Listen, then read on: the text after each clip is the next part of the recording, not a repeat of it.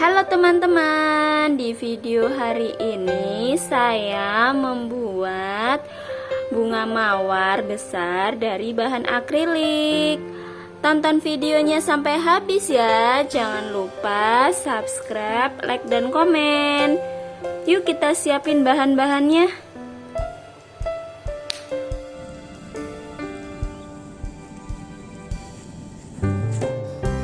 Kita siapin bahan-bahannya ya. Yang pertama, sekop besar metalik warna merah sebanyak 5 biji.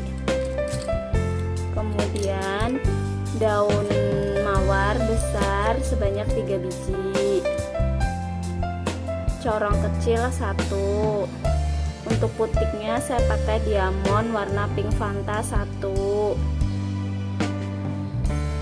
Kawat lilit secukupnya.